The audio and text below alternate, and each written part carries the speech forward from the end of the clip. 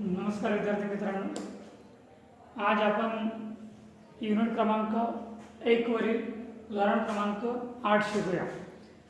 उदाहरण क्रमांक 8 मी तुम्हाला ग्रुपवर पाठवलेला आहे आणि खूप छान उदाहरण आहे। मॅक्झिमम मुद्दे या उदाहरणात आलेले आहेत, तर तुम्हाला हा उदाहरण खूप फायदेशीर ठरणार आहे सरावासाठी आणि परीक्षेसाठी पण।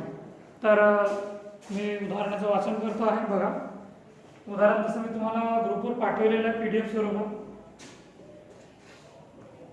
Information of Bombay limited for the year ending 30 June 2009 given as under from that prepare cost sheet and find out per unit profit. आपल्याला याच्यात कॉस्ट शीट तर बनवायची आहे, पण पर युनिट रेट सुद्धा आपल्याला शोधून काढायचा आहे।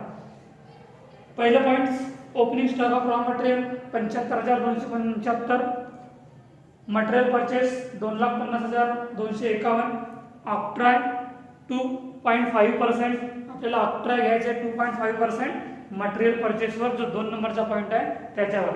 Royalty 12,121, productive wedges 79,000, salary of factory manager 50,500, depreciation of factory building 18,000, for costing expenses 8,000, salary of office manager 51,000, office rent 24,000, bank fee 5,000, direct expenses 11,700, closing stock of material 50,000, purchase return 4,300, transfer fee 3,000, furniture return of 21,000, goodwill return of 1,400, interest on debenture 1,000, advertisement ₹5 per unit आपल्याला rate दिलेला आहे आणि production unit सुद्धा दिलेले आहे। सर्वात शेवटचा points, production and sales of finished goods 25,000 units, याच्यावर आपल्याला ₹5 घ्यायचे आहेत।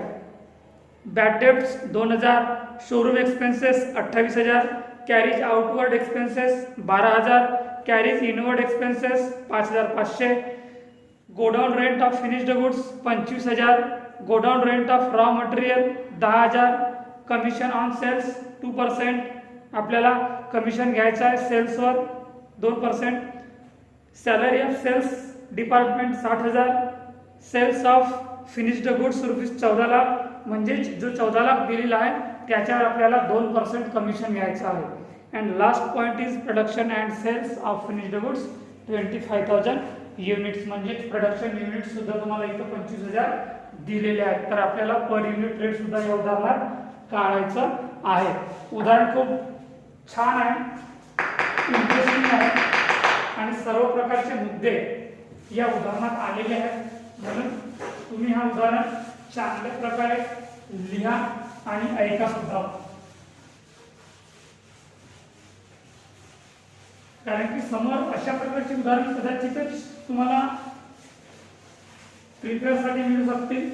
तर हा उदाहरण मिळालेला आहे तुम्हाला चांगला, तर याला चांगल्या प्रकारे अभ्यासा, याचा स्टडी करा आणि आपल्या रजिस्टर किंवा वहीमध्ये लिहून घ्या।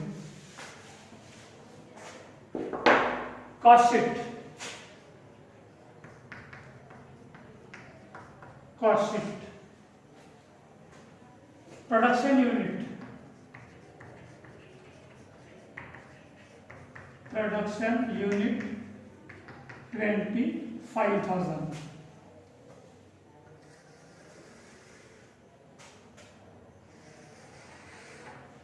तीन कॉलम तयार करायचे आहेत, 2 कॉलम अमाऊंटचे आणि तिसरा कॉलम पर युनिटचा, कारण आपल्याला प्रोडक्शन युनिट सुद्धा दिलेला आहे आणि उदाहरणात विचारलेलंच आहे की find out per unit rate, म्हणून 3 कॉलम तयार करायचे आहेत। पहिला serial number, particulars, rupees, total rupees आणि पर युनिट। पहिलं पॉइंट काय असतं तुम्हाला माहित आहे, consumed material, consumed consumed material. याच्यात opening stock of raw material,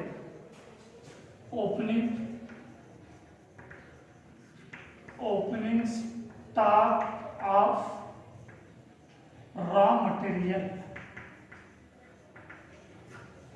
opening stock of raw material 75,275, 75,275. याच्यानंतर मटेरियल परचेस, मटेरियल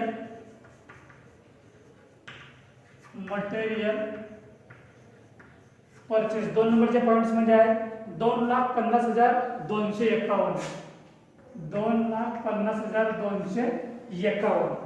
नंतर ऑक्ट्राय,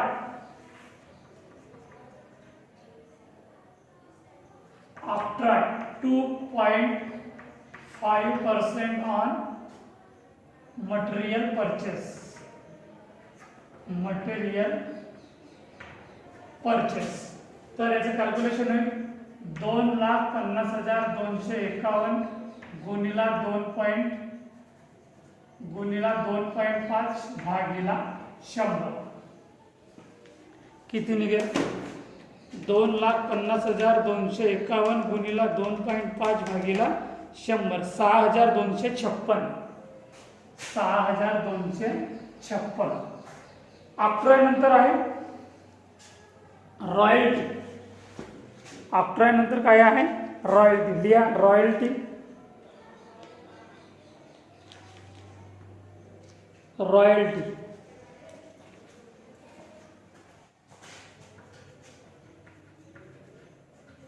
रॉयल्टी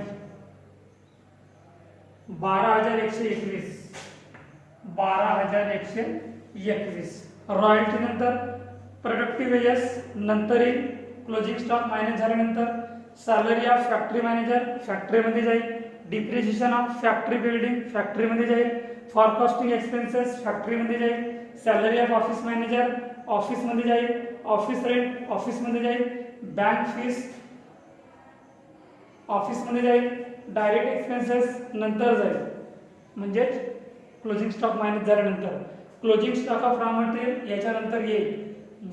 परचेस रिटर्न हा सुद्धा मायनस होईल. ट्रान्सफर फी कुठं जाणार नाही. फर्निचर ऑफ रिटर्न ऑफ ऑफिसमध्ये जाईल. गुडविल रिटर्न ऑफ कुठं जाणार नाही. इंटरेस्ट ऑन डिबेंचर सुद्धा जाणार नाही. ॲडव्हर्टाइजमेंट सेलिंगमध्ये जाईल. बॅकडेट selling, showroom expenses selling, carriage outward selling, carriage inward expenses, carriage inward expenses. इथं कोणता पॉईंट येईल नंतर आपला? Carries inward. कॅरीज इनवर्ड किती आहे? Carriage inward 5,500, 5,500. कॅरीज इनवर्ड नंतर godown rent of finished good selling मध्ये जाईल. Godown rent of raw material, godown rent of raw material इथं सुद्धा प्लस होईल. Godown rent of raw material,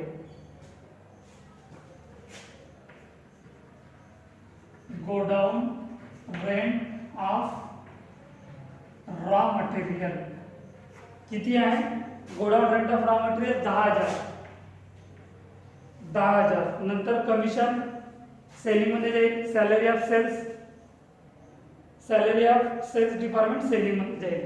तर एवढे पॉइंट्स इथं आलेले आहेत. याची आधी टोटल करा. किती येणार आहे टोटल? 75,275, 75,275 प्लस 2,50,251, 2,50,251, 6,256, 6,256, 12,121, 5,500 आणि 10,000. 3,59,403 रुपये.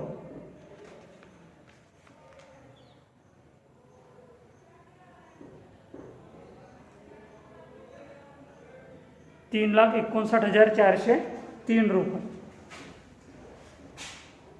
3,59,403 रुपये. याच्यानंतर मायनस काय होईल? Closing stock of raw material minus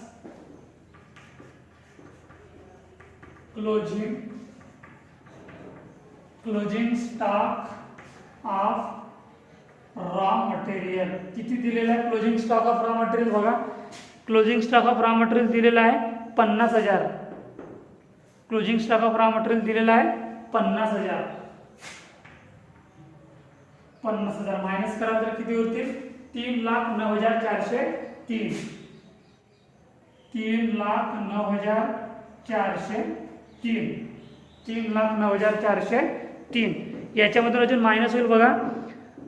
purchase return दिलेला आहे. Purchase return 4,300 minus purchase return 4,300. 4,300. याच्यानंतर अजून काही दिलेलं आहे का? मायनसवाली रक्कम नाही. आता याची टोटल करा म्हणजेच 3,09,403. 3,09,403 मधून मायनस 4,300 तर 3,05,103. 3,05,103. आता याचा पर युनिट सुद्धा निघेल. 3,05,103 गुणिला 3,05,103 भागीला 25,000 भागीला 25,000 12.20 रुपये काय निघाला? पर युनिट रेट निघालेला आहे. कारण आपल्याला प्रोडक्शन युनिट्स दिलेले असल्यामुळे आपल्याला तिसरा कॉलम तयार करावा लागला, तो म्हणजे पर युनिटचा. इथपर्यंत समजलं विद्यार्थ्यांना? हा राहणार तुमचा कन्झ्युम्ड मटेरियल.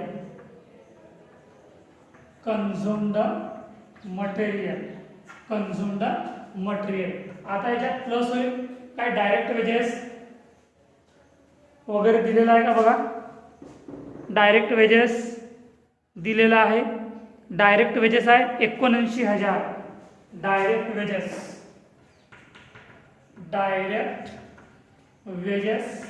79,000 याची टोटल करा आणि याचा पर युनिट काढा. 79,000 भागीला 25,000. इथे कसं राहणार आहे की 3,05,103 भागीला 25,000 तर याचा रेट निघेल 12.20 आणि 79,000 भागीला 25,000 कराल तर किती निघेल? 3.16. 3.16. नंतर याच्यातून काही दिलेलं आहे डायरेक्ट संदर्भात? डायरेक्ट एक्सपेन्सेस सुद्धा दिलेला आहे 11,700 म्हणून प्लस याच्यात एकत्रच लिहिलं तरी चालेल. याच्यात अंडरलाईन नका होऊ. Direct expenses plus direct expenses किती दिलेला आहे? डायरेक्ट एक्सपेन्सेस आहे 11,700 रुपये. 11,700 म्हणजेच 11,700 भागीला 25,000. 11,700 भागीला 25,000 0.47. अजून काही दिलेलं आहे का डायरेक्ट एक्सपेन्सेस डायरेक्ट मटेरियल संदर्भात? नाही. आता याची टोटल करा. 3,05,103. 3,05,103 प्लस 79,000 प्लस 11,700 3,95,803. 3,95,803 याची टोटल सुद्धा करा. 12.20 प्लस 3.16 आणि 0.47 15.83. 15.83 हा काय राहणार आहे? Prime cost. याच्यानंतर दुसरा पॉइंट प्लस होईल फॅक्टरी ओव्हरहेड. फॅक्टरी ओव्हरहेड संदर्भात बघा काय काय खर्च दिलेले आहेत फॅक्टरी संदर्भात. Salary of factory manager. Salary of factory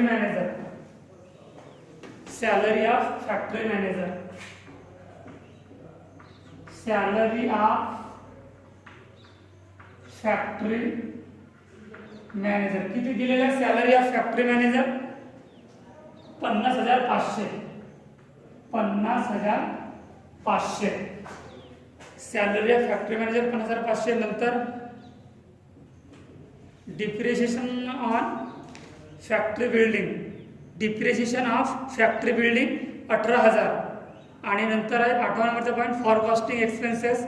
त्याच्यानंतर याच्यात फॅक्टरी संदर्भात काही खर्च दिलेले नाही आहेत. Depreciation of factory building, depreciation of factory building किती दिलेला आहे? Depreciation of factory building 18,000. नंतर काय दिलेलं आहे अजून? फॉरकास्टिंग एक्सपेन्सेस, फॉरकास्टिंग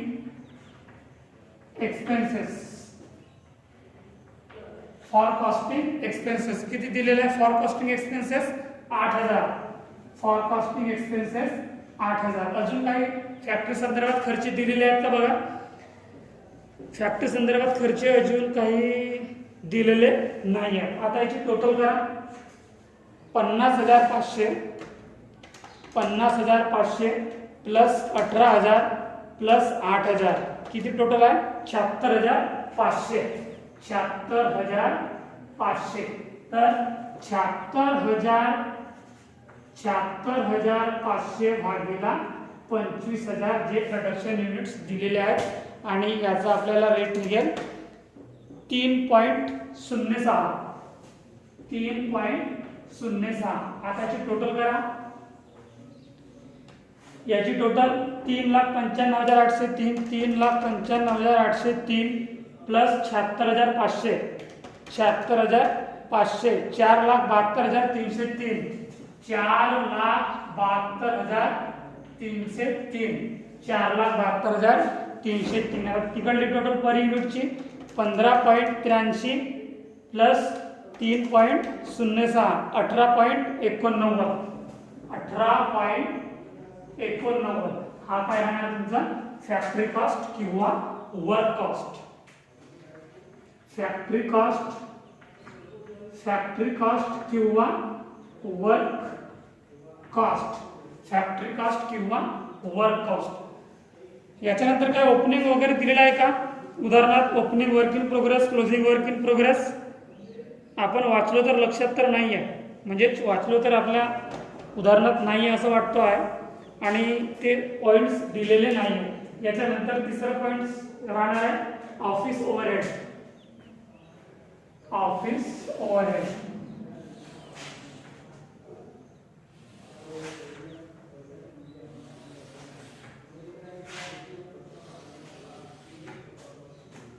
तिसरं point office overhead. Office overhead office संदर्भात काही खर्च दिलेले आहेत का आपल्याला? Salary of office manager, salary of